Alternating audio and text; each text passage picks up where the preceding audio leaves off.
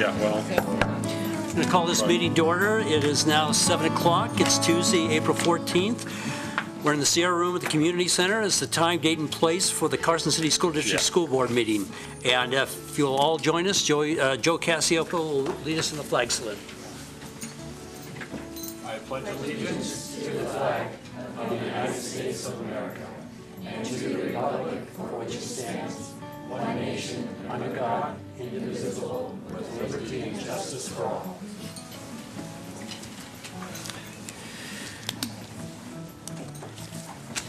A motion to adopt the agenda as submitted. So moved. Second. Okay, we have a motion and a second. Any comments from the audience before we move on this? Hearing none. All in favor? Aye. Agenda item number 3, which is the superintendent's report, and we'll now turn it over to Richard. Thank you, President Swerzik, members of the board. I would like to begin my report tonight with some recognitions. First, I would like to invite Mrs. Nicole Fagundes to come forward. Mrs. Fagundes is a teacher at Carson High School in our Social Studies Department, and Mrs. Fagundes has received an award that I'd like to tell you a little bit about. She is one of only 2 winners in the state of Nevada that now qualifies to be considered for a national recognition of the Patricia Baring Teacher of the Year Award.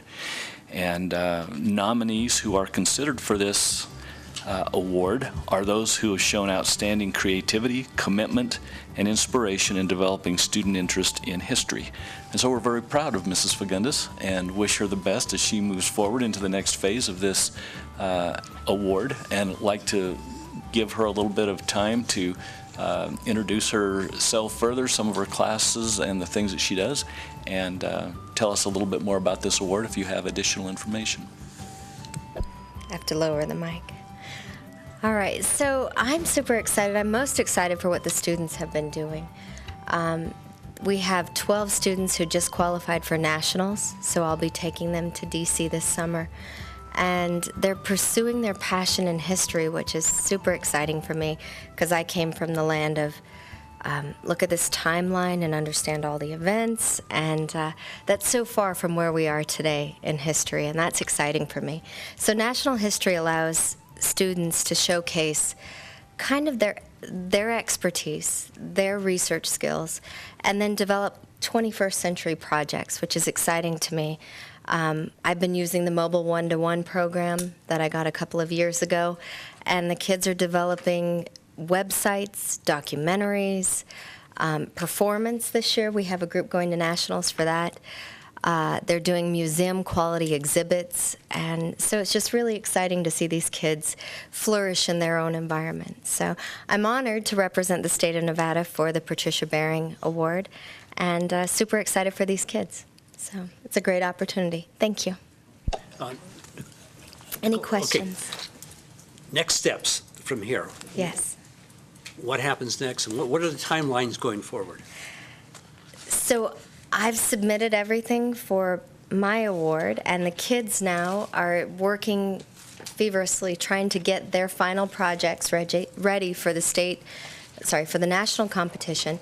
June 14th through the 18th is when they'll be competing in Washington and Baltimore. And I'll find out more about my award. I received the state level. If I get the national level, that would be a huge deal for Nevada. And the kids, last year our best final product was 11th in the nation. Madeline Corrine, who was here last year presenting to you, she did just a phenomenal job. And the year before that we got 13th, so we're trying to trump that. That's our goal. I can't think of anyone more capable of answering a question that I have, which is, in this day when everybody's thinking about what's going to happen in the next 30 seconds, especially probably many of our students, how do you keep history interesting? That's a great question. I kind of try and teach history as an investigation because we just don't know. We're uncovering stuff all the time, and I think that's what keeps it real and fascinating. My most recent unit was World War I, and I asked them what they knew, and there was just silence. And I thought, well, that's fun. So they get to kind of pursue their passion, and the technology allows me to provide that opportunity where they can look at History Channel has about 20 different things they can pursue. So it's keeping it relevant and interesting, and I'm constantly tying current events into the past. When we look at World War I and the role of Russia, and we look at Russia today, just looping that and try and make sense of it, I think that makes it interesting for the kids, I hope.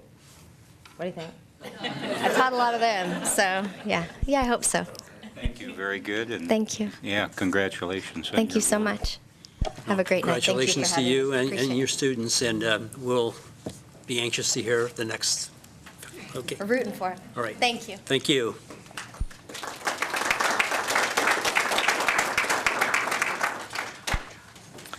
Next, Mr. President, members of the board, I would like to introduce Michelle Lewis. She's not a stranger to this body, obviously. She's our Career and Technical Education Administrator at Carson High School, and she's here to help introduce some outstanding students and their advisors.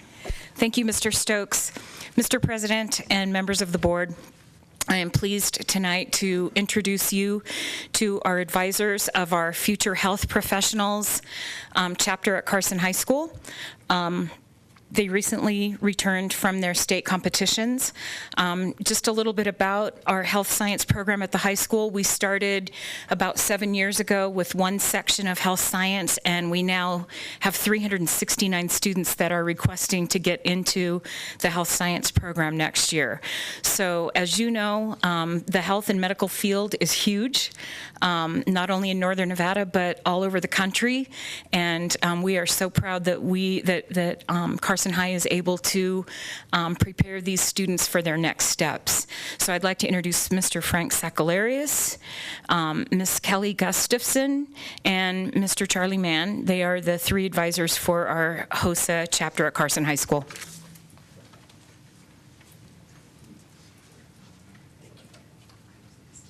Yeah, okay.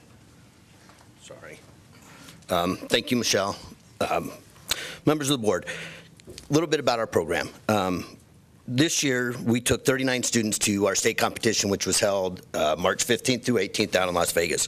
Of those 39 students, 20 of them have qualified to go on to nationals, which is about what we did last year as well.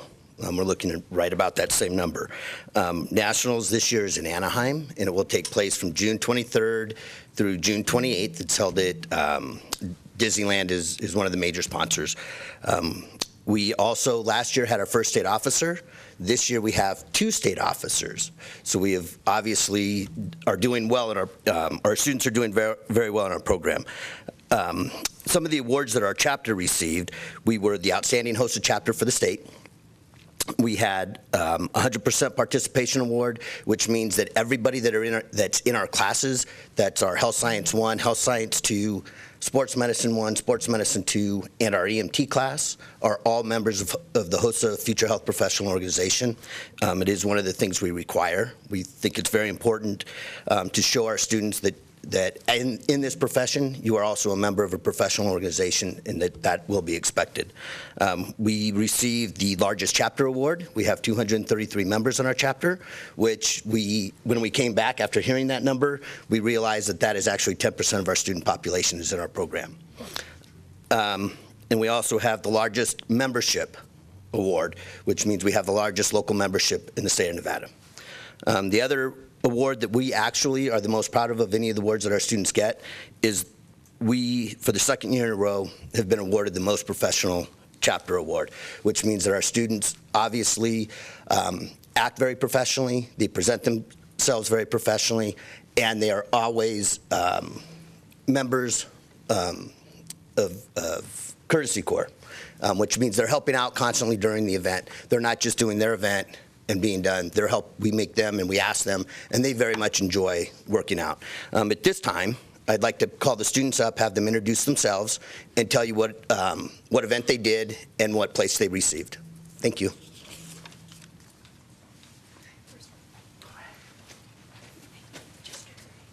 Hi, I am Mariah Olvera. I competed in EMT and I placed 4th. Hi, I'm Sierra Fryer. I competed in EMT with my partner Mariah and I placed 4th. And I also qualified for nationals for healthcare issues. I'm Jenna Wong Fortunato and I competed in dental science and got 1st, and I was also elected as Nevada HOSA's first vice president. Hello, I'm Jonathan Ojo Ventura, and my group and I got 5th place in the public service announcement. My other group members are Caroline Gabika, Kendra Holloway, and Charlie Lawler.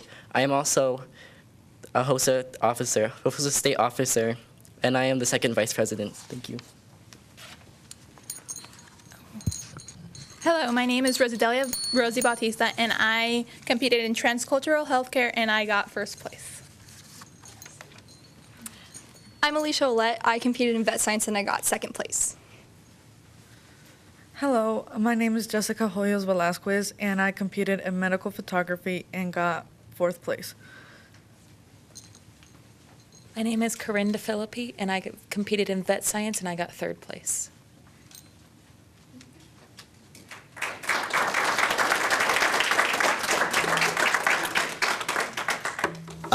Something else I wanted to add really quick, and I'm not sure if this has been presented to the board before or not. Last year we went to nationals, and with the 20 kids we took to nationals, Jenna actually took 6th place in the nation in dental science. She was our first top 10 placer from Carson HOSA, so we were very proud of her for that as well.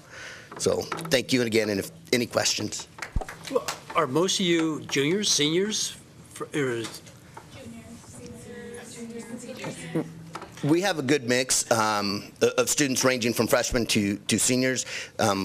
We require our health science 2, sports medicine 2 students, which are our sports medicine 2 is a completer class in the CTE program. We actually require them to go to the state competition, and then we highly suggest or encourage that our other students go as well. It's a very good experience for them. So we have a good mix of students that we took this year. All you students, are you planning on going forward after high school? Is it all on the higher ed or to work or what? College. Yeah. Most of their careers, they have to go to college. So, and most of them are 4 years. Some might do certified nursing assistant or something like that, which is a 1-2 year type associate's degree. So, but for our dental science, I know Jenna's planning to go on into dentistry, or vet sciences are going on into veterinary medicine. So a lot of them are going to be going on to med school, is their goal.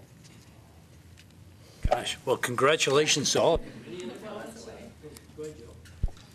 Yeah, I just wanted to congratulate everybody, and as Frank knows, you know, Tony's wrapping up his first year in college, and he's had a chance to do some job shadowing and whatnot already. And he's found that a lot of the training he had going to these HOSA events and whatnot, while sometimes people don't realize how practical it is, it was quite practical.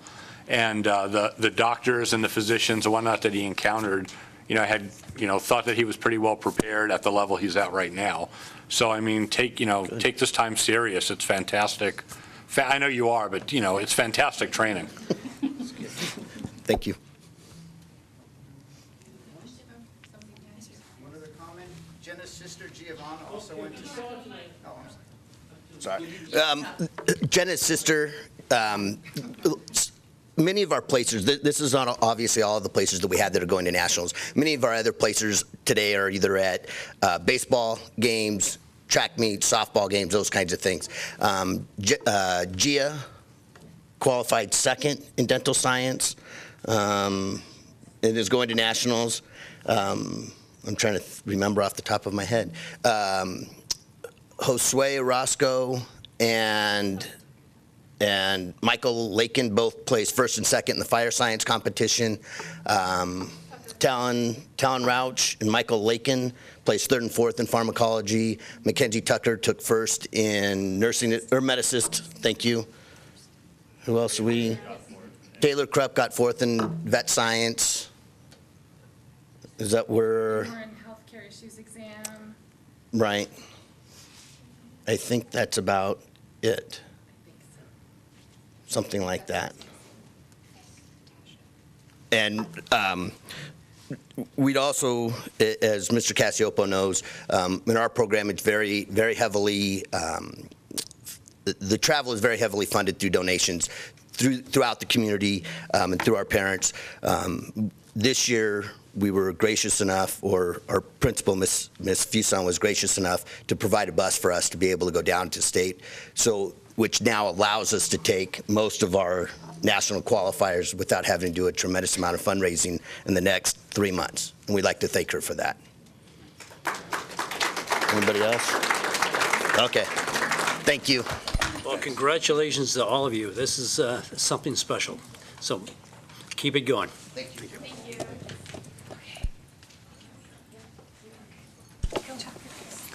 Mr. President, members of the board, just the last item that I have on my report, I would like to turn to Mrs. Kima, if she's listening to me, and ask her to give a little update on testing.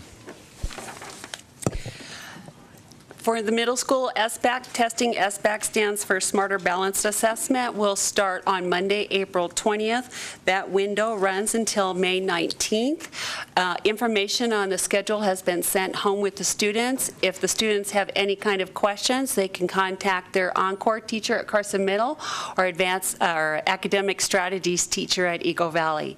For your information as a board, 2 parent nights were held, one at each school, well attended by our parents, where we explained what is the SBAC and what is the end of course. And had a great question and answer session, as well as an opportunity for parents to get on the practice tests and see what the students will be doing here shortly.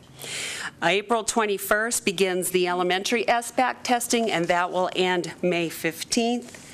The high school will have their final chance for our high school seniors for high school proficiency exams on April 27th, 28th, and 29th. The ACT will be conducted with our junior class April 28th. So information for our public is that on April 27th is a regular school day. There may be a note on the schedule that it's an early release day, but it is not. It is a regular school day for the high school and for the elementaries. It's an early release day for our middle schools.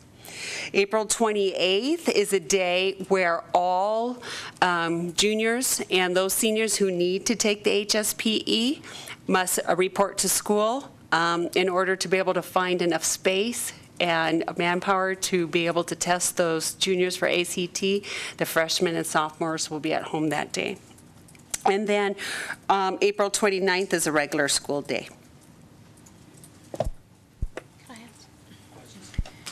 Mrs. Kima, is the 27th and the 28th, or I'm not sure of the days, but I think those are the days for the middle school. Aren't they minimum days, not early release days?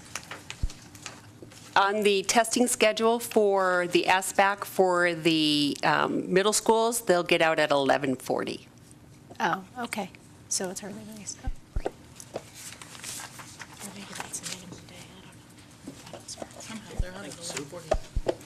Mr. President, just one other thing. You'll notice that Dr. Delphin and Mrs. Towns are both not here with us tonight. Dr. Delphin is on the recruiting trail, and Mrs. Towns is out of town seeing family members.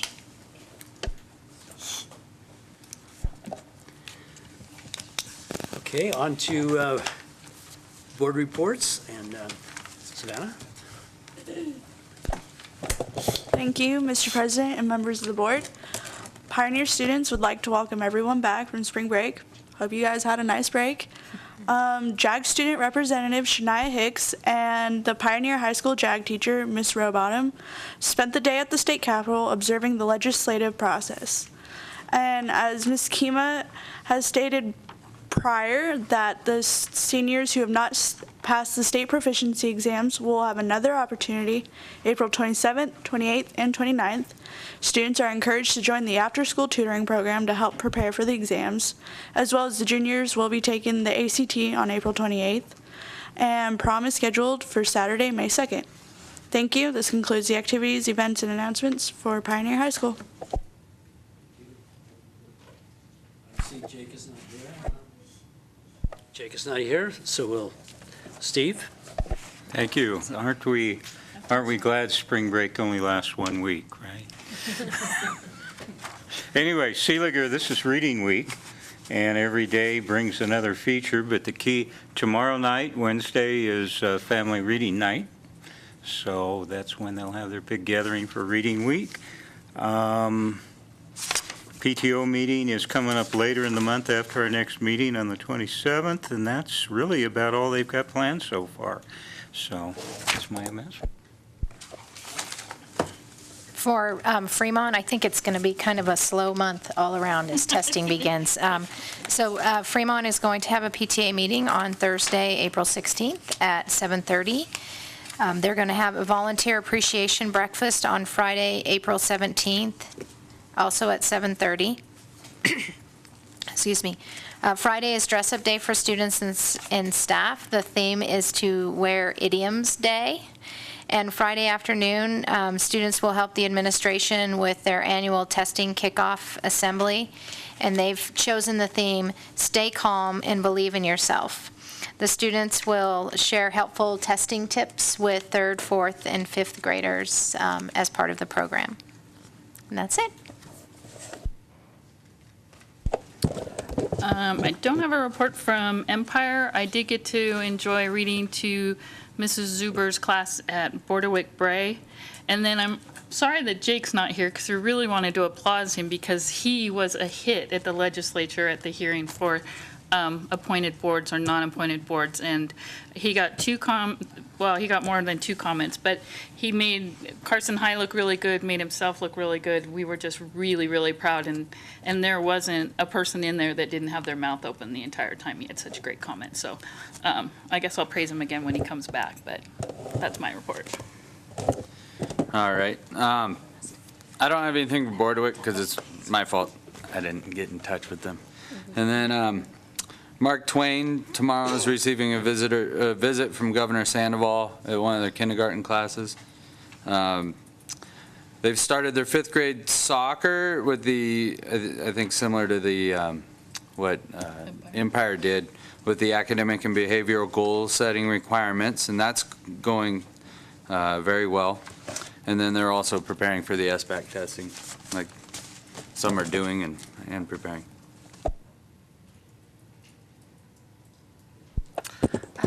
Okay, at Fritch, they are gearing up for the SBAC testing to begin on April 21st, and PTA is gearing up for the Artist in Residence and Teacher Appreciation Week, the first week in May.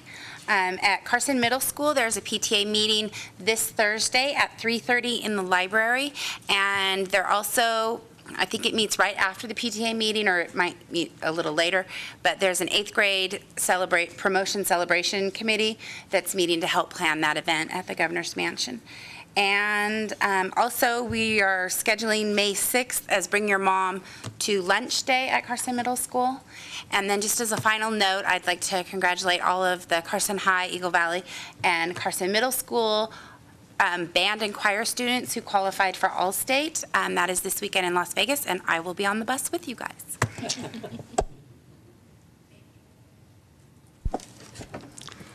For Carson High School, just wanted to congratulate the debate team. There were 5 students that had success and qualified for nationals. So we had, for the congressional debate, Sadie Scher, Sandro Figueroa, and Jacob Bertucci. Sorry, Jacob, if I messed up your name. For humorous interpretation, Shane Morton, and the Lincoln Douglas debate was Shylin Segura. So congratulations to them. And then I just wanted to let everybody know, I'm losing track of time now, but I think last week was the mock debates for Carson Middle School. Might have been the week before even, or not mock debates, mock interviews. Mock debates. We were arguing. But that would be typical middle school. Yeah. But I just wanted to congratulate Carson Middle School if I haven't already, and just I was pretty impressed with the students that came in front of me. They were well prepared, made, they just did most, everything right. Great eye contact. They were prepared. They were asking questions, and it was an all-around good experience. And then this morning, I had a chance to speak at Mr. Gardner's engineering class at the high school and talk to the students about engineering as a career. And it's always fun. I've done that a few years in a row, and it's nice to see the math and sciences kind of kicking into gear. It's not the most exciting subject, but you can take it places. And it was nice that they were motivated. And at the end, we had 5 or 6 kids stuck around and were accidentally late to their next class because they had some questions. But that concludes my report. Oh.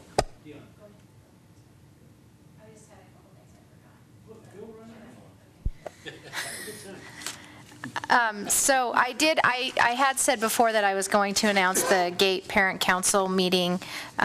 It's going to be April 22nd at 6:30 at Carson Middle School in the library. And then also I did want to mention one other thing, that the Carson Middle School Jazz Band is going to be performing and competing in the Reno Jazz Festival.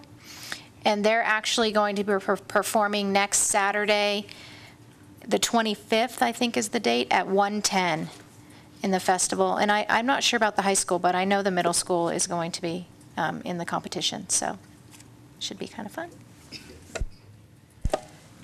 I'll just give one quick report regarding the Jump Start program. As we're all aware, we've got the construction management and the actually on the manufacturing side, the advanced technology. I did go to the opening with John Kinkilla, Lupe Ramirez, and the parents and the kids that showed up were all really into this. And Emily, of course, gave the tour of the labs. And as soon as the kids got in there, they all didn't want to go into construction management. They wanted to go into the advanced technology courses. But anyway, it's well underway, and I think this thing is really going to be something really special going forward. Okay, with that, we'll have the association reports. Association reports.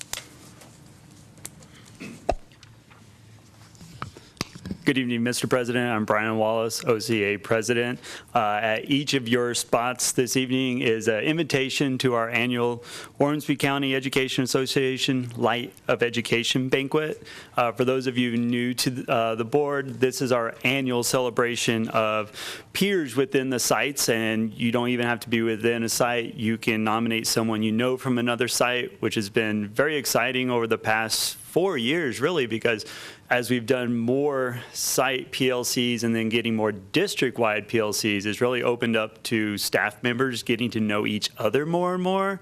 So you see people nominating others from other sites. So we really see how well we're starting to collaborate through our actual own awards banquet. It will be on May 5th, 2015, and all the details are there for you. Please make sure you do RSVP. If you don't get a response from Laura Valley, our chair, of course, definitely feel free to send something through myself, or Ms. Cortez will help me out as always in making sure district staff is also well invited, and anyone else out there in the public's invited. The award winners are out there, so as you go back to sites and perhaps visit them within the next couple of weeks before that, feel free to inquire with those who may or may not be award winners. They'll help you out and know who they are and make contact with them. And of course, we'll do our best to make sure you're seated on like very far opposite corners of the room so you don't make up a quorum on accident. So I think you were close last year, which was kind of funny. So if you have any questions, feel free to let one of us know at OCA. Thank you. Thank you, Brian. Other association reports? Casey? No. Okay, moving on to agenda item number 6, public comment. And this is the time for any comments on any item. Joe, come on. Come on, help me out here, buddy. I gotta be vigilant with this. Yeah. This is the time for public comment for any item that is not on the agenda. Just feel free to come forward and speak on any of these. However, seeing none, we'll go on to agenda item number 7. And It's discussion and possible action on courses approved for dual credit in the Carson City School District in accordance with NRS 389.160. This is for possible action. Sue Kima. Thank you, Susan Kima, for the record. Dual credit is when students are taking either community college or university courses for credit from that institution as well as receiving high school credit at the same time. Per NRS 389.160 requires local school boards to approve any dual credit offerings as well as the state. After this action is complete, then I must forward the classes onto the state board for their approval as well. For the state board agenda, this type of item usually rests within their consent agenda. There are many good reasons for providing dual credit offerings to our students. One is for remediation prior to college entry. Another reason that benefits students is for providing coursework that may go beyond core content area that high schools may offer. And the third reason is just for another way of providing course offerings that meet general interests for our students. A reason for dual credit offerings for our parents gives parents the gift of time to watch their student take a college course while they're still under their roof. And it gives them a chance, in some cases through our Jumpstart College program, reduced fees in order to take these college classes as well. And it gets to gives them the opportunity to watch their student with this type of rigor so that once they leave the nest, they'll kind of know how their student will do. And for the school district and for the school itself, it gives us an opportunity when students take dual credit classes, an opportunity to watch the students, get feedback from the students, and to see how well we've prepared them for this next level of instruction. A lot of times when students leave us, it's hard to get that feedback to see how well they're doing once they're gone from us, but we can watch it when they're under our roof. Looking at these classes, the classes that you have before you tie directly into our partnership development with WNC, and you might notice that there are some entry-level classes such as English 101, English 102 that are not on this list. And the reason being is that when we submit this coursework for your approval and the state board's approval, we do not need to submit courses that have already been approved. And there was a list of courses approved in 2012 by a board prior to you that are now part of our general operations. These courses have been added because of continued partnership work, I should say, with WNC, and is laying the foundation for any other discussions that we want to have with that institution. I would like to, though, add 2 classes, and I think Mrs. Cortez has put the information before you. I would like to have your approval to add 2 additional classes, however. The first one follows under construction management, as Mr. Swirzek said. That is part of our CTE Jumpstart College track, and the title of that course is CEM 100, Fundamentals of Construction Management for 3 credits. And the second class follows under Automated Industrial Systems, AIT 200, Applied Industrial Technology Projects, for anywhere between 1 and 6 credits. Should we have your approval tonight, I will be able to tomorrow submit this information to the State Board of Education for their approval at their April 30th board meeting. Questions? Comments? Steve? Sue, did I understand this correctly, that these courses had as much input from us as they did from the colleges? They didn't just hand us a list or anything? No, they didn't hand us a list. These are ones that we're satisfied to. That would be good. Okay, Thank you. And I might just add one other thing in that the Jumpstart program that I attended, with the applied industrial technology, I've got it on. The applied industrial technology, one of the questions asked was, other than, kids getting credits at WNC and being in a position to immediately be of value in the job market when they graduate, would there be a possibility of moving forward, say, into the engineering program at UNR? In other words, is this a pathway that's going to be created? And Emily said they're working on that very thing right now, so that these classes will be, for those who desire to go on, will enable them to go on to UNR and to the engineering program. So. Do we know how many people are taking dual credits at Pioneer and Carson High? I think each year that number expands, especially since we formalized the program with Jumpstart College. And, I'm remiss for not getting that total for you tonight. I'm sorry. And do you think that it takes away from our AP classes? I think that's a healthy discussion. I think that at both the high school administrative and parent level, there's varying different points of view. But the target group is a group that may not take the AP classes, but they're going on to college and they believe they're going on to college. And it's a special kind of student that wants to take these classes. On the other hand, it might be, I'll give an example of a student that I'm aware of, is that they went through all of their high school math in middle school. So they needed the college math for high school. And they weren't going to be a Davison Academy kind of person, but they needed this in order to be able to keep moving forward. So, there's many reasons for being able to offer this as we talk about the CTE track, the remediation piece, as well as to provide core content area for students above what we currently offer.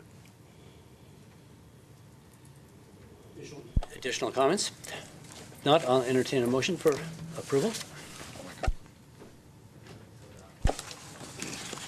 I move that the Carson City School District Board of Trustees approve the list of courses from Western Nevada College and Truckee Meadows Community College as dual credit courses for the Carson City School District. Second. Okay, we have a motion and a second. Any public comment? Seeing none, all in favor? Aye. Opposed? Motion carries. Thank you. Okay, agenda item number 8, presentation and discussion. Agenda item number 8, presentation and discussion of tentative budget for fiscal year 2015-16. This is for discussion only. AJ?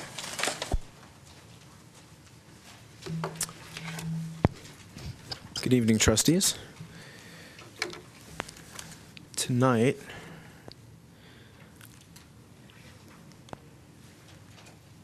wrong one, sorry. Is it the black one? Oh, I have to turn it on first. Sorry. Power. That's good. Thanks. There we go. Sorry about that. Right. Good evening, trustees. So tonight we've been talking budget for a number of weeks, and in your board packets for this weekend, you had a copy of the tentative budget, which again is the tentative budget in every way. So we still have about, excuse me, a little over a month to go before the budget will be finalized. And even then, there will be amendments to follow once we have a better picture of what the revenue situation looks like from the state after the legislature is done. And then again, later on in December, once the audit is over. So just to kind of look at that timeline to start. So on April 15th, we have to have a tentative budget submitted to the Department of Taxation, and that's not something that you need to approve, and this tonight is not something that you need to approve. It's just a discussion item for this evening. On May 20th, we have the official budget hearing, which takes place at the district office, where depending on whatever discussion we've had, and if we decide to make adjustments or what have you, that will be the budget we present then at that meeting to you, along with some history and just kind of seeing trends and kind of an analysis of what's been happening fiscally with the district. On June 8th, we must adopt a final budget because it's a legislative year, and if there are decisions the legislature makes that affect revenues are expenses, which is incredibly likely, we will be making an amendment soon thereafter when the legislative session is over. And then again, we can make our final amendment. We have to make that before December 31st, and usually we do that after we have our audit complete and we make some final adjustments to the numbers. So looking at, most of this focuses on the general fund. I'll talk about some of the other funds at the end of the presentation, but if you care to follow in the actual budget document, we would be on page,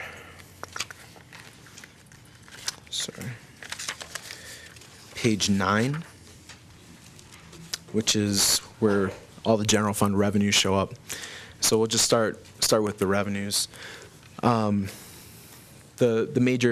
pieces of that are local revenues, state revenues. We get a sliver of federal revenue and what are called other sources, but primarily local and state are our main revenue generators within the general fund.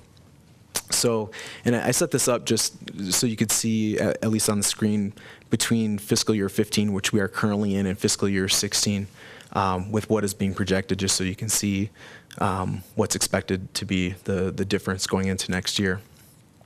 So we have, for our first local source, property taxes are expected to go up over $200,000 next year. The local school support tax is expected to go up about $250,000 next year. The government services tax is expected to increase by about $150,000 next year. And then looking, there are some other local revenues, and as you see in that list there on page 9, kind of in that top half of the sheet, there are several other that qualify as local sources.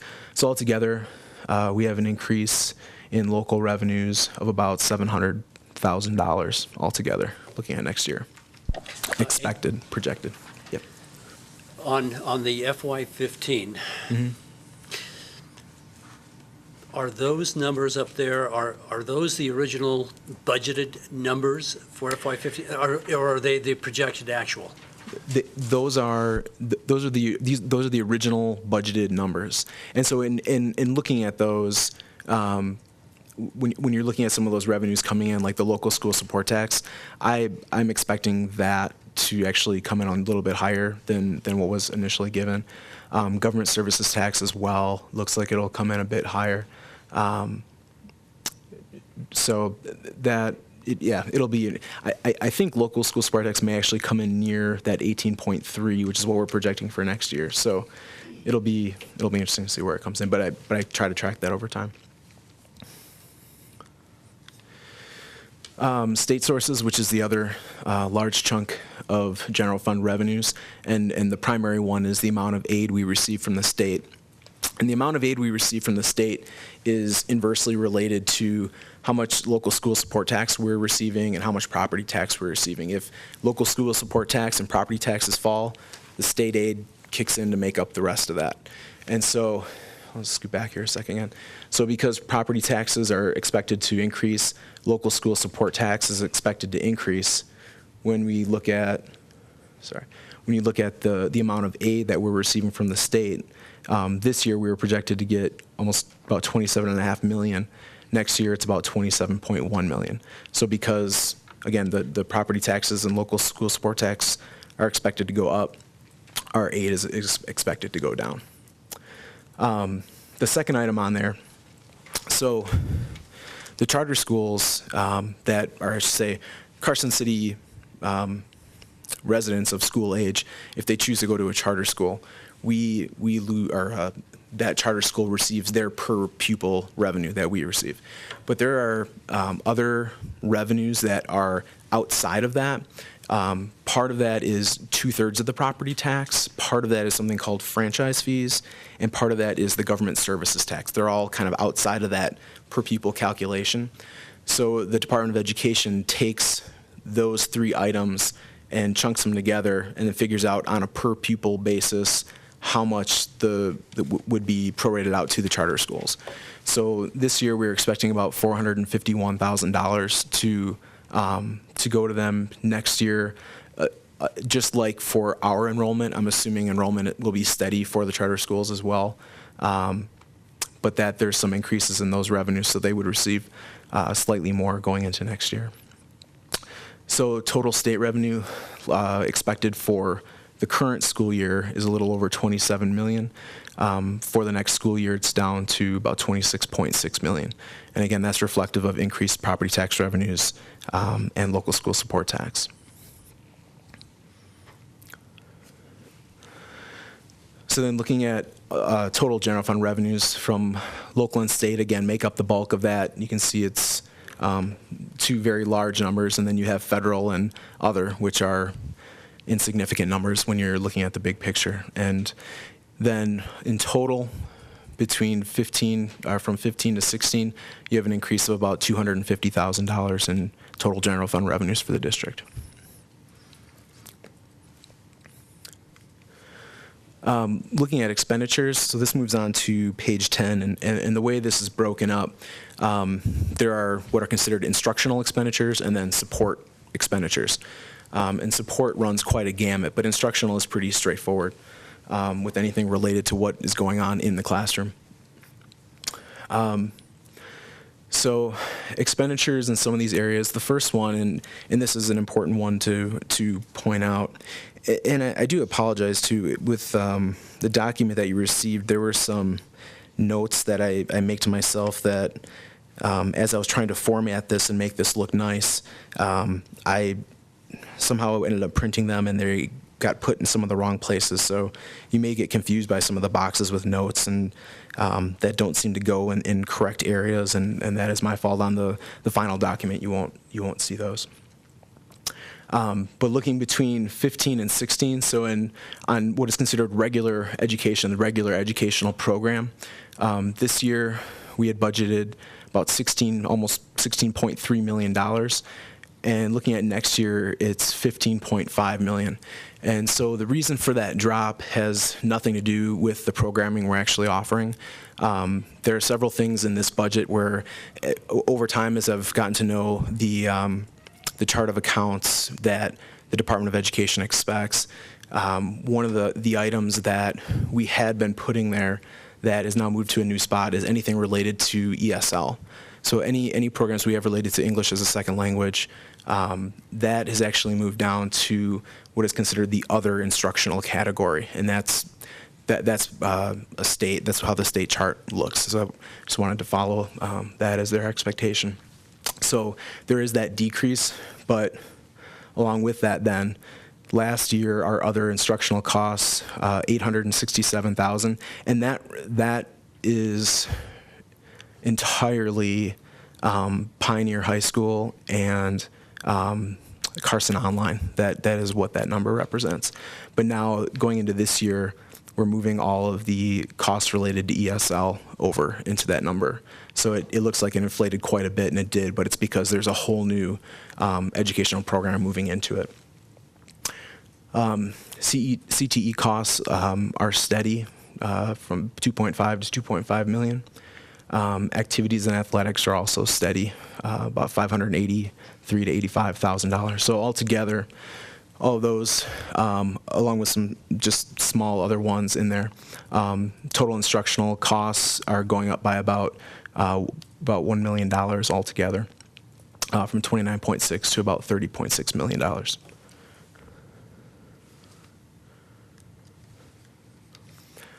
Looking at support costs, and when we talk about support, it's basically everything outside of the classroom. So you're looking at student support, which is like counseling services, health and nursing services, attendance services within the schools, instructional support, so that's support that we offer to our teachers, professional development, things like that, both school and district administration, central services like IT, operations and transportation costs. So those are all wrapped up into this. But last year we had budgeted about $20.8 million, and this year it's about $21.1 million.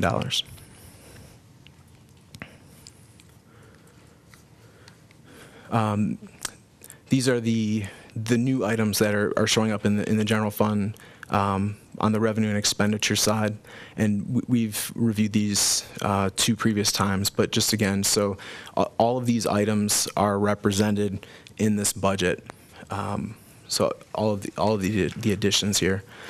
So on the revenue side, the only addition was looking to assess some type of one-to-one mobile tech fee to help with some of the costs we have with keeping up the maintenance of the machines over time.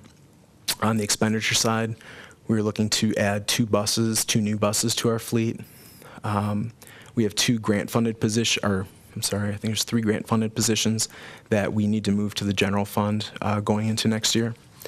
We're looking to expand the Jumpstart program, looking to expand the GATE program, looking to increase sub and the rates we pay to our non-benefited employees, some new laptops for the 1-to-1 program at Fritch Elementary, and then some increased costs to offer more time to our SFA facilitators in the elementary schools.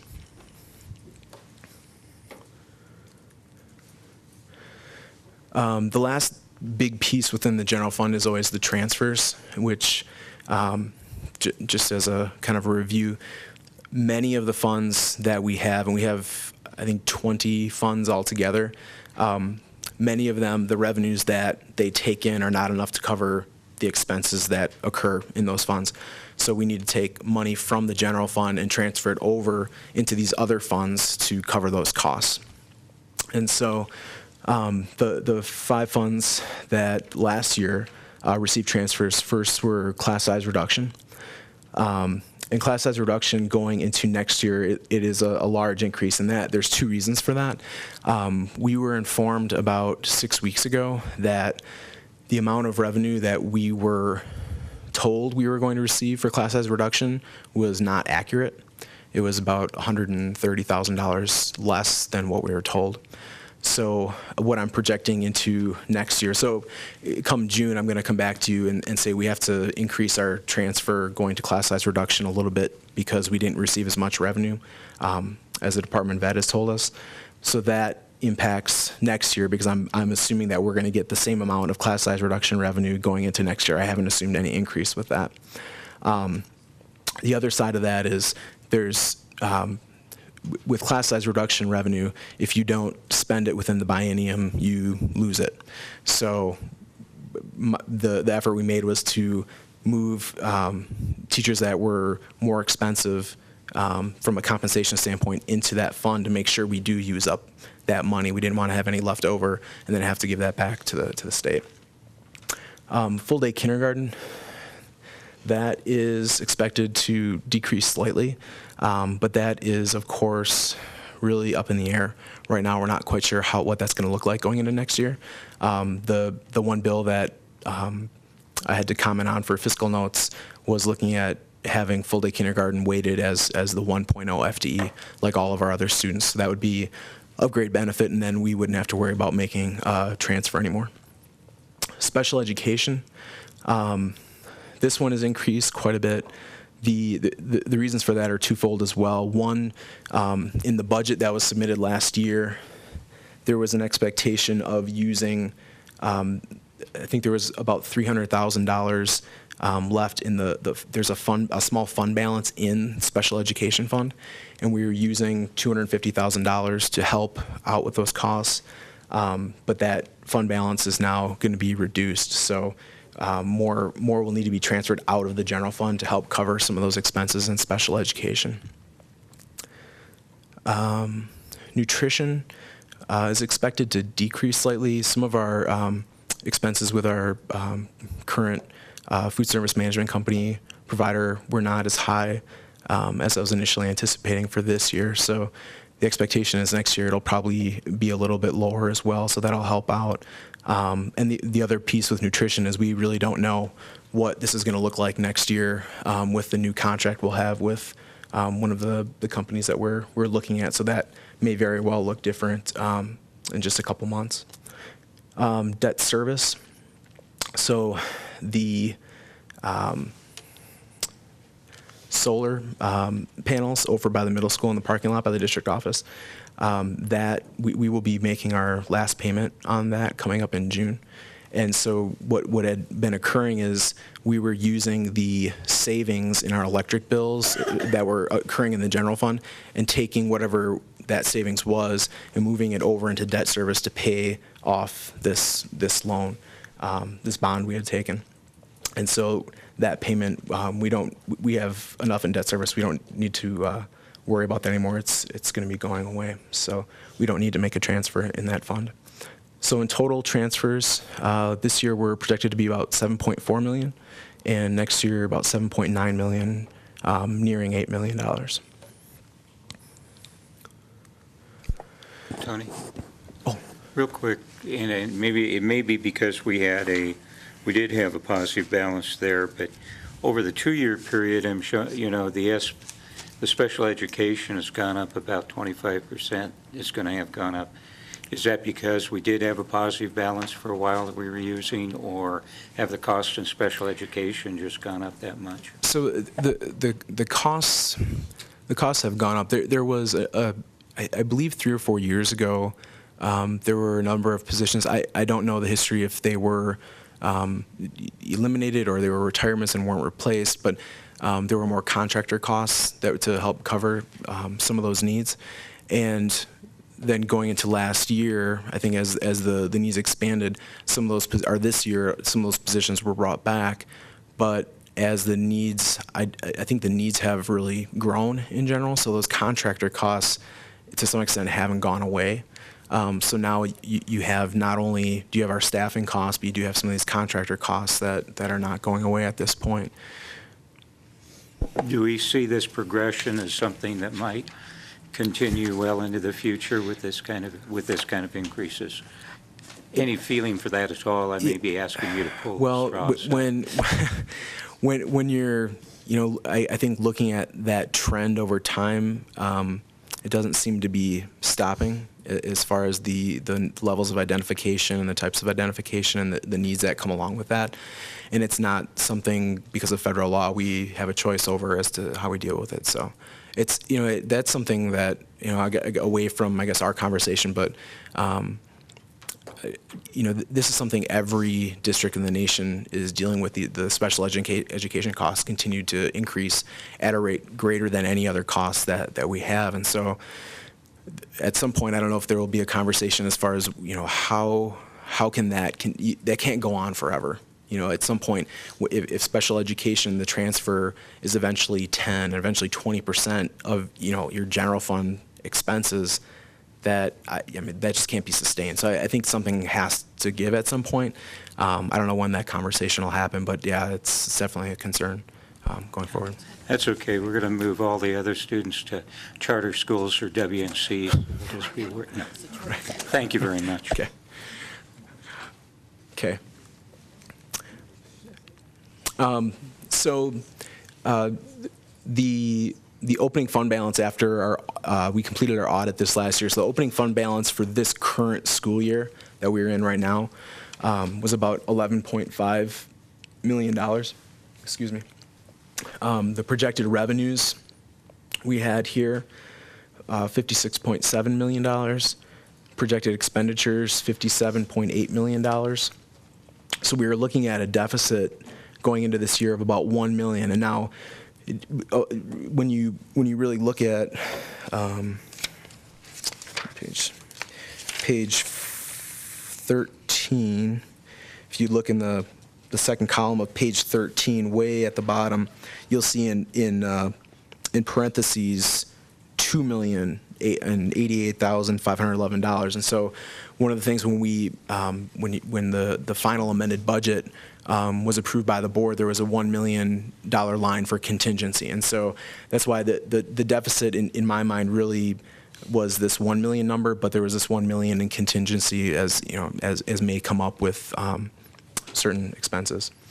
So assuming that then the deficit really is $2 million as it is in this budget, the ending fund balance as we had budgeted for this year in the final amended budget in December was about $9.3 million, which is a 16.21% fund balance. So I didn't change that number. I apologize. I didn't. This 9.3 million should be up here as well, and I had added back in that contingency amount, so that skews this a little bit. I'm sorry about that. AJ, before you leave the FY15, and again, the same questions as with revenues, that expenditure amount of 57, almost 58 million, that's a budgeted number. Right. It's not a projected actual. And I think last time you said we had a number of vacancy savings. Right. That's going to be reduced, which means our ending fund balance will probably increase. Correct. Well, and I don't know that it will increase, but it looks, at least from a salary and benefit standpoint, it looks more and more that we may come close to a break even, which would be nice. In the end, it's going to come down to what happens with our non-staffing costs, and at the end of the year as those expenses come in. But from a staffing standpoint, so far it looks, yeah, the expenses are coming in less than what budgeted. And like we discussed at the last time you presented the budget, and Steve was concerned, and I think all of us are, if things stay as they are, this year or in the 16 year, we're fine. That 17 year is going to look pretty bleak. So that's something I'm sure when you present, or even the final budget, we need to take a look at that right away. Yeah, I have a feeling we'll be talking a lot of budget all throughout next year. I mean, as soon as this one is over, we'll be looking at 17 pretty quickly. And what's nice is, I think after this legislative session is over, we'll have a very quick feel for what that is going to look like in 17. Whereas right now, it's really kind of hard. From an expense side, we can kind of project that out, but from a revenue side, it's just so up in the air at this point. So, but as soon as we have that information from the legislative session, I think we'll be in a much better place to look at that and see what that looks like going forward. So then this year, I guess you could think of this as adding back that contingency amount here to a $10,373,000 opening fund balance. This is the revenue number from the previous slides, the expense line from the previous slides. So the deficit with this tentative budget is about $2.7 million. And if that were to occur, the ending fund balance would be about $6.6 million, which is still an 11% fund balance. That is, yeah, that's we're as far as Department of Taxation or Department of Education is concerned, that's okay. I mean, we're not, when you get down to that 4% range, there's problems. And the board has tried to keep it, as I understand, above that 8.3%, right around the 8.3% level. So we're above that as well. When in context, just from my previous experience, that the 16 to 18% was always a number that I was comfortable with in Wisconsin, but Wisconsin was a little different. It's a different state, different rules. So so that's an okay number. The last piece to this, just other funds of note. So this is all in here, but I'll just kind of talk about it. With adult ed and adult ed correctional or prison ed, what is somewhat unique about those funds, this year we were notified by the state that we needed to use up, there was some fund balance that had built up, quite a bit of fund balance over the years. And so we were notified that we had to use that up, or the state was going to be taking that back. And so Mr. Santillo has done a great job of trying to utilize that money in ways that are really supporting the programs that he's promoting within those areas. What's difficult is then going forward, at least within the adult ed correctional fund, the amount of revenues that we are projecting is about $1 million. Now, if you go back about 4 years, it was $1.7 million. So it has dropped dramatically in just 3 years. So what is being offered there? He's doing a lot. We've been talking quite a bit about what what he can do with that $1 million within his program. So that's something that is still ongoing. Within state grants, just as a fund might change. That's where we house the full day kindergarten money currently. And I just put that there because if the full day kindergarten, the way it exists now, goes away, our state grants fund will look quite a bit different. So there'll be a big decrease in the amount of money that we show there. Special education, we already spoke to a little bit. Summer school, the one thing to bring up with the summer school fund, summer school is housed in its very own fund, 271. And summer school has had a fund balance. And as I look back over the previous decades, it seems like the board at some point would take money from the general fund and put it into this special summer school fund. There is no revenue that goes into the summer school fund except for any tuition dollars that we receive. And so if it costs us usually about $40,000 to run our summer school program, but we only receive about $20,000 in tuition. So at some point, there has to be a transfer from the general fund. I don't think that will have to happen next year, but it is likely in the following year that we would have to transfer some money into this summer school fund if it continues in the same fashion that it is now. Nutrition, again, is kind of up in the air at this point with what is happening with the RFP bid process we're going through. And then capital projects, and this is, if you go to page, actually I should show you this. Sorry. If you go to page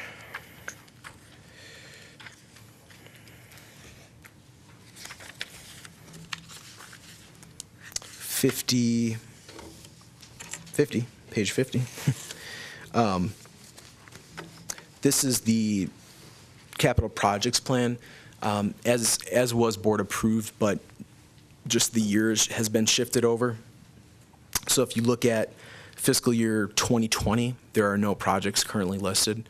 And so that's just a reflection of the need that we need to go through this again and kind of update.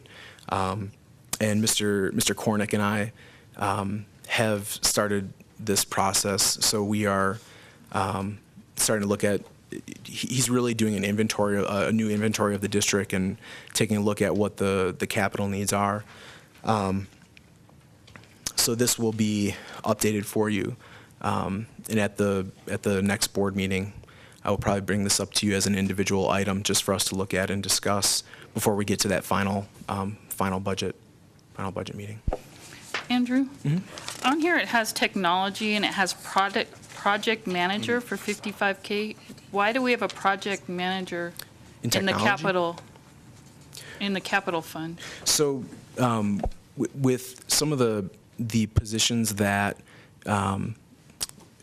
had not been filled within operations, we were looking at, because we don't have any major projects on the near horizon like we did with the bond projects, but we do have some larger projects that in talking with Mr. Cornick, we feel that it would be beneficial to have someone who has some construction experience in managing a project, but that would also have other duties not entirely related to managing projects. But how can that be part of our capital fund? I thought capital funds could only be used for capital projects. If you have someone, for example, in Washoe County, they have a capital projects department. The entire cost of the staffing cost of that department is in their capital projects fund. So if they're you can define that they have some purpose, either 100% or in this case 50%. So we're thinking it'd be 50% in the general and 50% in the capital projects fund. That half of their salary could be paid out of capital projects. Isn't it true that some of your salary could be paid out of capital projects because you spend time on the financial administration? I think technically it could. It'd be, yeah, but it'd be difficult to figure myself out. Mr. President, if I could maybe just add a little additional color here.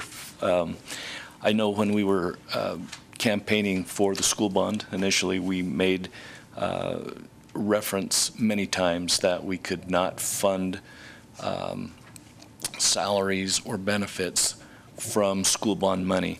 And so I think from that perspective, we're talking about the use of any public funds from the sale of a school bond to be used for salaries and benefits for discussing possibility of negotiations with staff members. But what Mr. Fueling is talking about is if you have a project, and if it's a $1 million project, then some portion of that is going to go towards professional fees, be it architecture, engineering, and it could be our own project manager. So we could also apply some of that dollars to that individual. So it's a little different. It's not like that we're going to sell a school bond for use of salaries and benefits to our entire staff, but as it applies to that specific project. So is this the first time we've done this? Because I don't remember seeing any personnel ever in capital. Well, actually, I probably have this represented incorrectly now that I'm thinking about it, but any type of like salary or benefit costs or any staffing costs that you would have related to that, just like if you would be hiring professional services, that is a part of that larger project cost, and it all gets capitalized into that larger project cost. And in the same way, we would take any of those staffing costs of our own people who, if we didn't have them on staff, we would be paying someone to do that for us. So those staffing costs get capitalized into that larger project cost as well. So when you see the final budget, and I'm sorry, I'm thinking about this, you wouldn't see there as being staffing costs, because it would be wrapped up in the actual cost of the project, just as if you had hired out for the service. It's just instead of hiring out for the service, you have someone on your staff that is managing that project for you, although they're just smaller projects than we previously had. Wasn't Mr. Schaefer, his role was much of this role, is that correct? Correct. And paid with capital project funds. Mostly yes. This will have, there are some different responsibilities expected with this, and that's why it's only half funded in capital. The other half will be in the general fund. Some other maintenance projects around the district.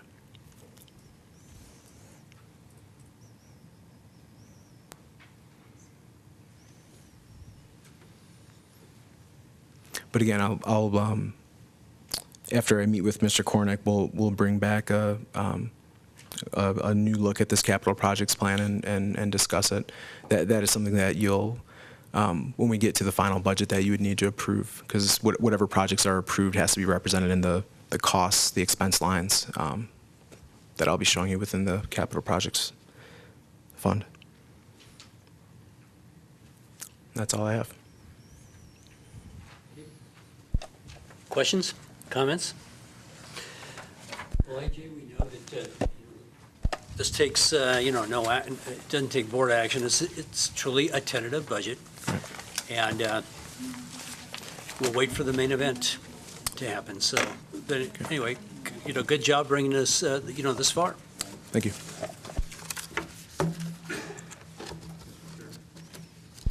Are you? Steve? I know much of this can be changed, but I have a couple questions. Sure. When we talk about our contemplation of spending $3 million or whatever out of the ending fund balance, I do recognize that we're going to get some numbers from the legislature in a month and a half, whatever, that we can work from. How much of that projected expenditure would be taken up by contracts, though, that we might already have in place by the time we find out? Any of it, or aren't we going to be committed for some of that? And it doesn't need to be an exact number. I guess my question is if we, at the time that we'd received some fairly firm numbers from Department of Education, State Department of Education, are we going to have any of that ending fund balance expenditure committed in terms of employee contracts? So I guess just thinking about special ed, because that's the area that comes to mind,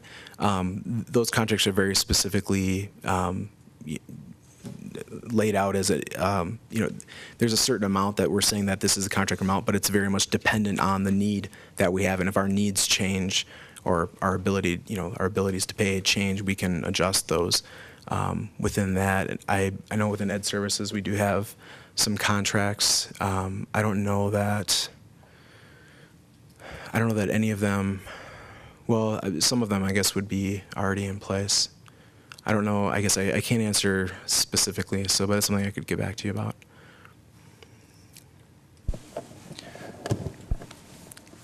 Trustee Reynolds, are you referring to contracts for regular staff members?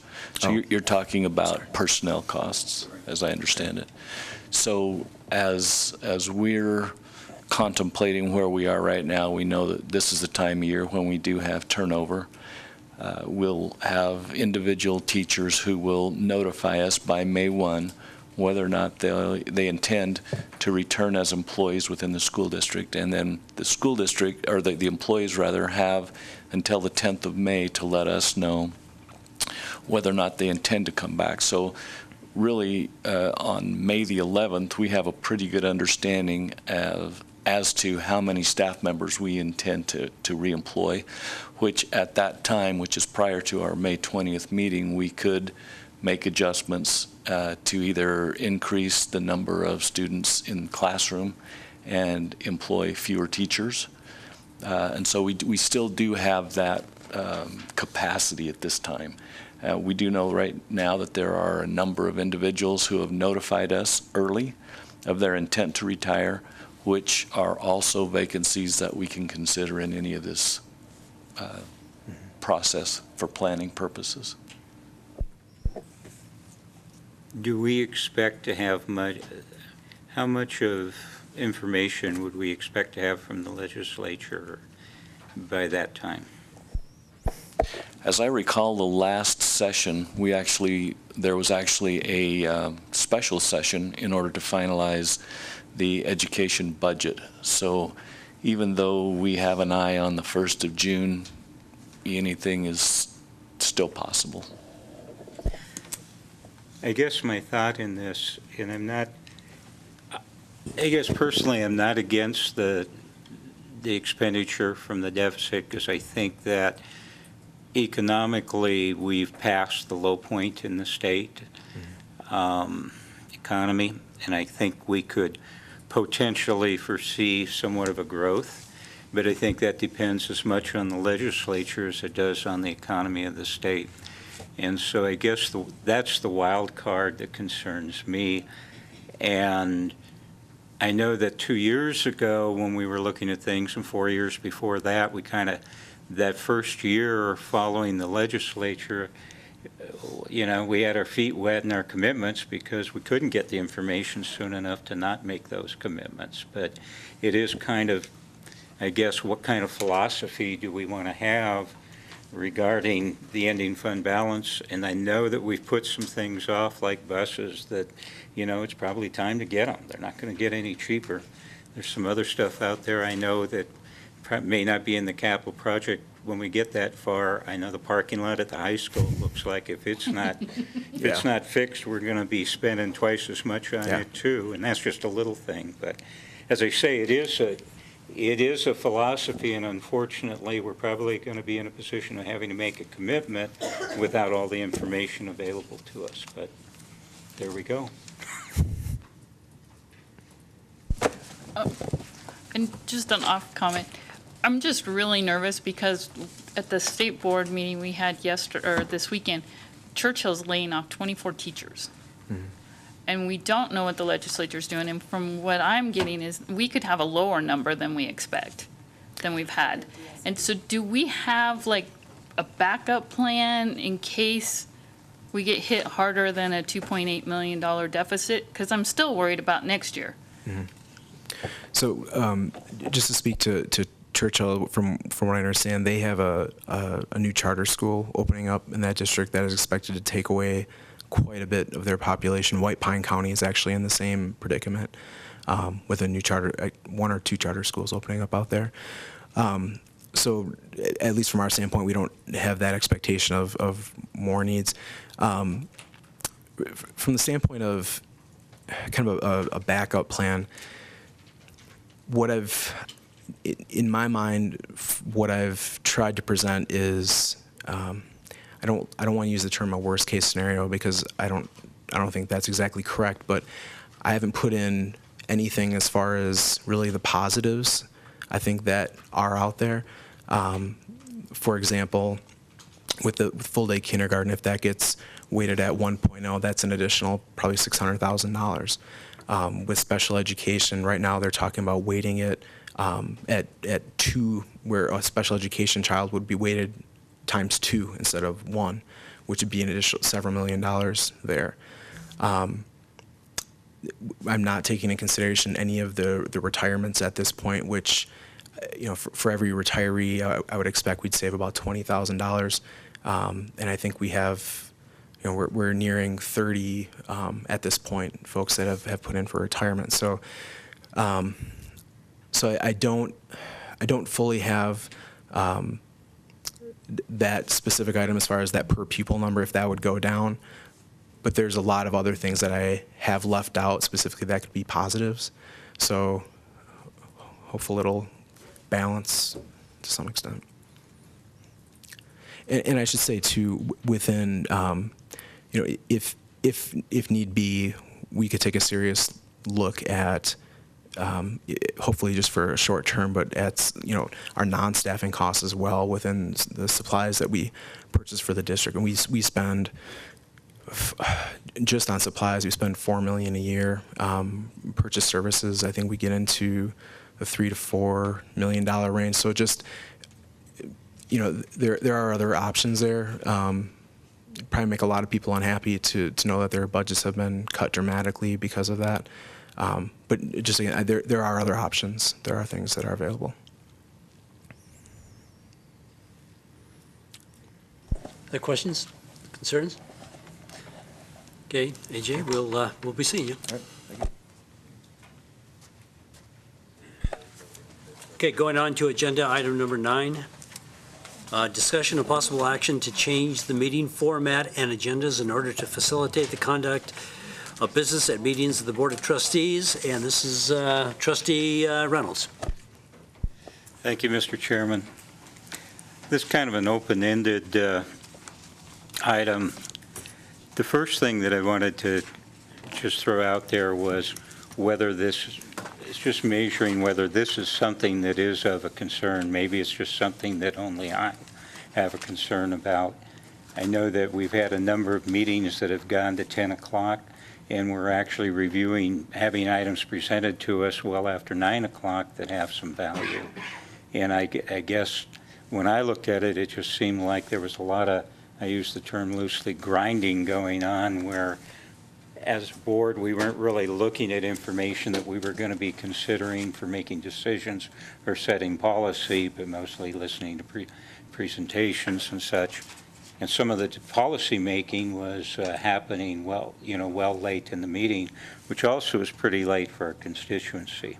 But again, the first question I'd like to ask is this something anybody's concerned about, or is it just something that's a personal concern?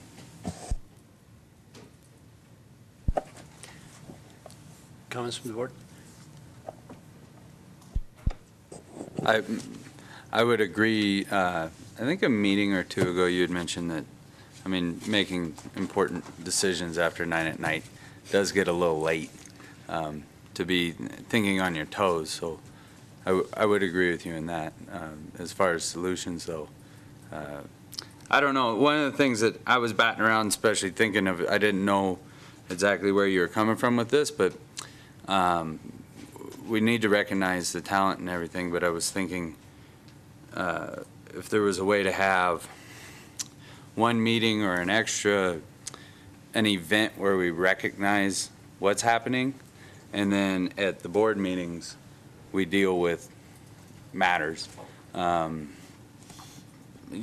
actual business, as opposed to announcements and recognitions. So they would all take place in meetings, but different meetings, I guess. That was just something I was batting around. Well, Ryan, you know, I agree with you. We need to recognize, like the kids here, the students here today at HOSA, the teachers of the year. We're going to be getting, because of what we're doing, we're going to be getting more and more of these awards. It's not going to be reducing, but we need to recognize and acknowledge. That's, I think, part of our job is to do that. We encourage the teachers and the students to go forward with success. But let's talk about that. We could have like one meeting a month set aside for just that. Or we could have one meeting a month start an hour earlier, like at 6 o'clock to do that. And I don't think, Steve, you wanted to take away from that. But I noticed that, you know, in one of our, you know, one of the meetings here not long ago, I looked, it was 8:15 before we got over board reports and as far as the recognitions, before we got into the actual policies. So, you know, maybe there is something that we can do. And Richard, you have any suggestions, or where was your feeling?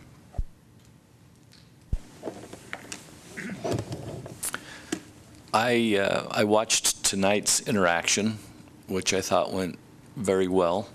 I think it's been a good change for us to list some of the informational items, and so rather than me taking some of those pieces specifically and talking about them, it's now there for you to read as board members.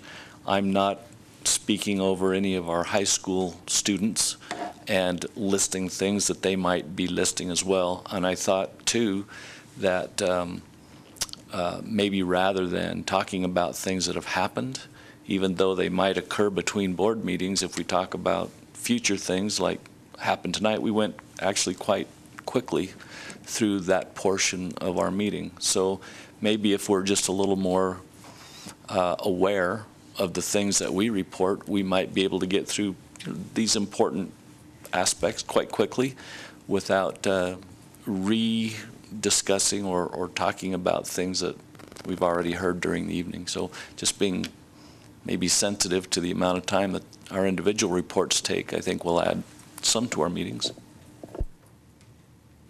Joe? You know, I think we all agree it's important to hear what our teachers are doing and accomplishing, and of course what our students, because in the end, it's supposed to be all about the students. You know, in my line of work, especially in the private consulting side, it's all about the dollar, how much you're making, how much you're spending. And when we have meetings, I have to go through a bit of effort to figure out how long these meetings are going to take and when we're going to have them. Most of the time we have them at lunch, and we try to put enough in there to where we can conduct the business we have to conduct in a certain amount of time. When I get the agendas here, at least from my perspective, sometimes it's hard to gauge how long an individual meeting's going to take. And I wonder if kind of taking a crack at, you know, each agenda item and almost putting in a target amount of time we think it's going to take would help us in preparing the budget, or excuse me, in preparing the agenda as to how much time that's going to take, and we can kind of calculate out, if you will, if we're going to have 5 groups coming in here telling us about their accomplishments, and then we have a lot of other business to do, that could be a 4-hour meeting. Whereas tonight we had one group come in. But by doing it that way, it might allow us to look at it before we get to this meeting to say, you know, okay, we're only going to have time for so much of the announcements to occur because we have this many business items to attend to. And maybe we can't get to all the, you know, the business items that can move or the presentations that can move. It might give us that ability to acknowledge those and figure out what, if any, can be moved and help us better balance each individual meeting, if that makes sense. Well, and I can say from a perspective of introducing people, I know Renee's very careful in when she contacts those parties to say, you know, we'd like you to stay within 3 minutes if you can. And I think we could probably go one step further rather than having all of the students come to the podium to speak, which then allows for questions and interaction, which adds to the length of the meeting. We ask our instructors or our coaches to quickly go through the roster and limit some of that interaction. So, I mean, it just depends on what we want to recognize and what we want to accomplish. Just to finish my thought on that, I don't really want to personally take away from the chance to hear the students come up. I actually like that. Yeah. I just think we need to get a feel, and I think like Renee and other folks may have a feel, but from my perspective, I don't. And being able to maybe look at those things and say, these people are coming up and there's 5 students that are going to be presented as opposed to 25, we can kind of balance us out, and we can say, okay, maybe this group, if we can do it, can be pushed to the next meeting. We meet every 2 weeks. And so I don't think we'd be pushing potentially anybody off too far, because I don't want to send the message to our staff that we don't want to hear from them and we don't want to hear from the students. Because just the opposite. I know, in my opinion, I want to hear from them. I think it's important to hear from the students. There's many that want to come forward. I was just going to comment and note that the NASB directors meetings on our agendas, they do include, estimated 5 minutes for this, 20 minutes, and give some estimates that way, so. Steve? A couple of things. Management of the student presentations is an interesting goal. I think it's important at the start of the meetings that we do have that. I think it does remind us why we're here, and it's kind of interesting. There are some of, pretty much the students want to take as little time as possible. It's the educators are associated with it sometimes, but that's thing. There's a couple of things that I've seen that from a number of years ago are different now, and I'm maybe not bad different, but they're different. When we used to do the school reports, it used to be 1 or 2 highlights, and we've fallen into a trap, and even our high school presenters to some degree, where it's everything that's on the school calendar. There's plenty of places to access that. Tonight it went about like it used to in the old days because we had spring break and they don't have much of a calendar out. But to be honest with you, that's really about all that was presented about the schools by the representatives, and we've tended to increase it by a lot of factors. And just reading off the calendar of everything coming up at the school isn't even, we got 1.5% of the people out there at most watching the show, watching us on cable TV. That's the rating.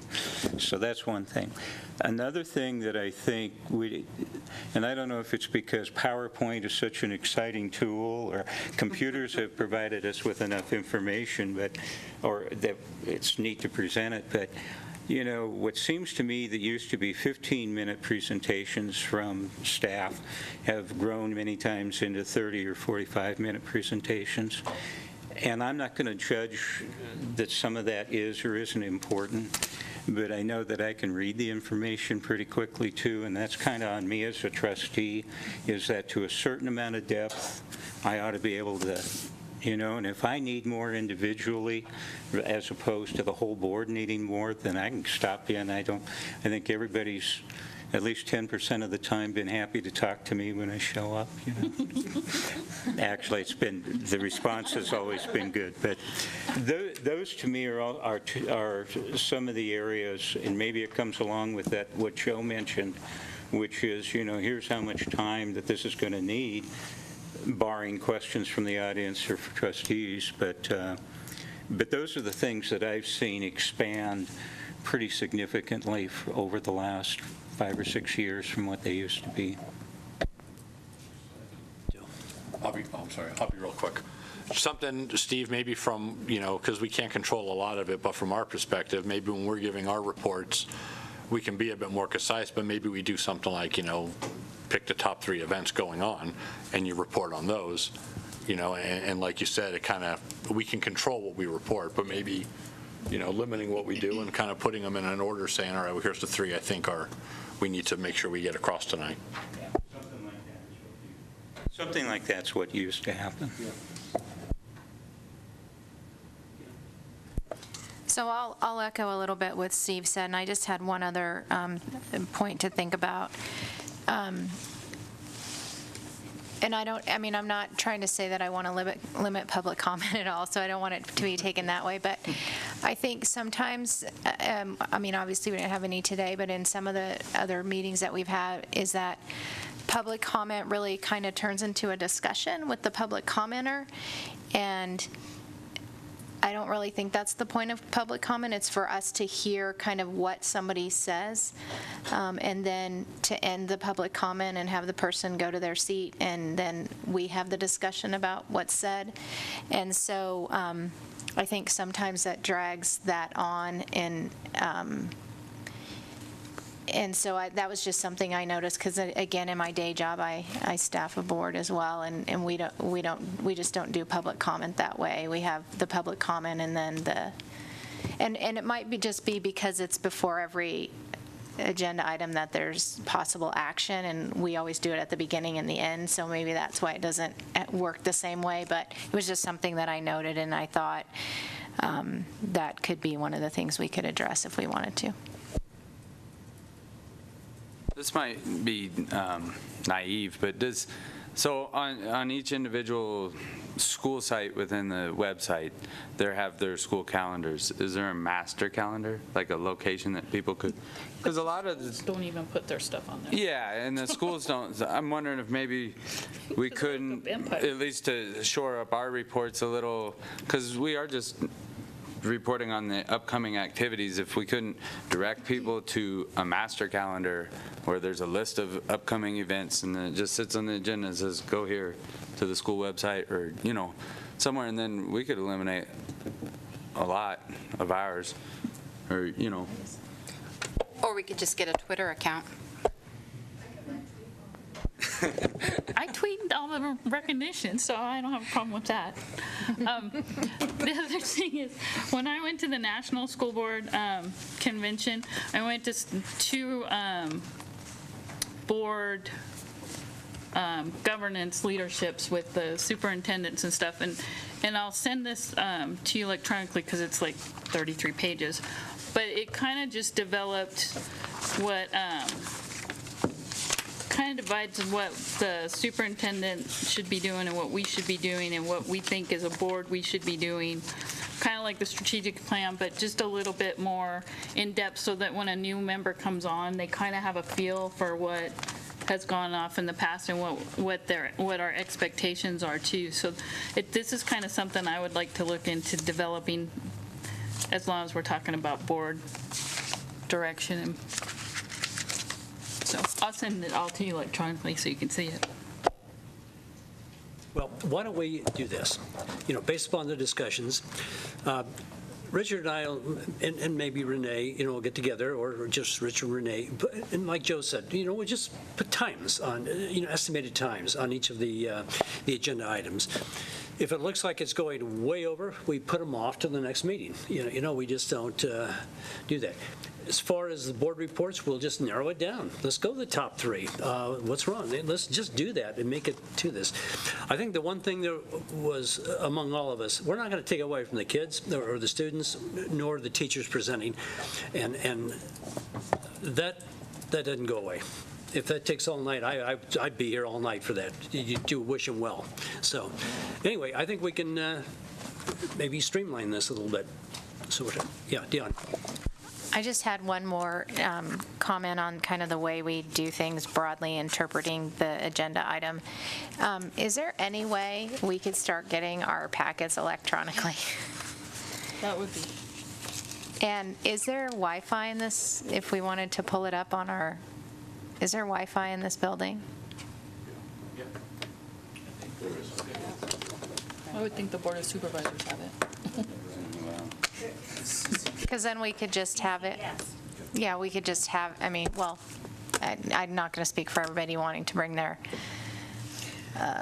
tablets or laptops, but I would bring mine every meeting and just pull it up on my computer, because honestly, this packet, because sometimes I'll take it to work, because I'll be at work after work, and I'll look at it at work before I come over here, and then sometimes I'll do that the day before, and then I'll leave it there. And I won't have it with me when I come, and I'm trying to figure out how to get the packet, and it just would be easier to have it electronically for me personally, and if others don't feel that way, I'll just deal with it, but. No, I do too, and I think since we're promoting mobile one-on-one, it would be kind of nice to see it from top down too. So if we could get a little bit more technology savvy, that I would enjoy that too. And that way we could have maybe like your PowerPoint on there so that we could look at those numbers and stuff beforehand, so that I could have asked you questions about that stuff before the meeting.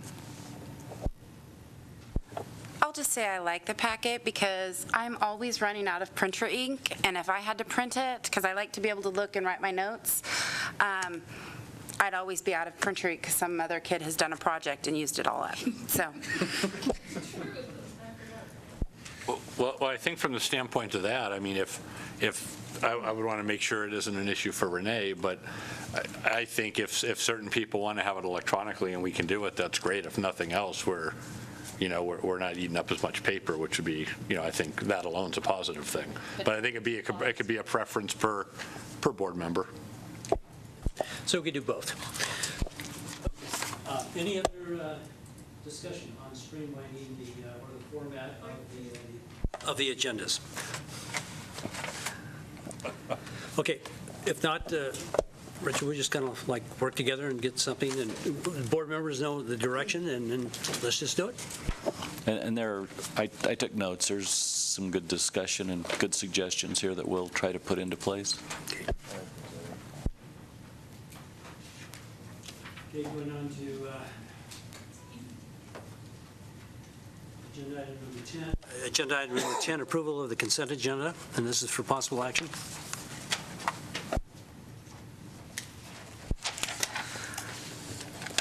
I move that the Carson City School District Board of Trustees approve the consent agenda item as submitted. Second. Okay, we have a motion and a second. Any discussion for the audience? Hearing none, all in favor? Aye. Opposed? Okay. Agenda item number 11, that's the informational item. Any item on the informational discuss? I just want to point out, because I didn't notice it till now, because I skimmed that really fast, that our next meeting will be held at Senator Square, and it begins at 6 p.m., so put that in your calendars. Okay, agenda item number 12, request for future agenda items, topics. Here, not yet. Okay. Number 13. We have, Did you want to say something? Oh. There was a young man who came in. Oh. Oh, okay. You don't want to come right up here and say hello? Okay. I'm Mr. guessing he's President, working on a merit badge. that would be my thoughts. This is Evan Cherpesky. He's a member of the Boy Scout Troop 65 that I am associated with, so it's good to see Evan here tonight. Good to see you. Okay, agenda item number 13, we are adjourned.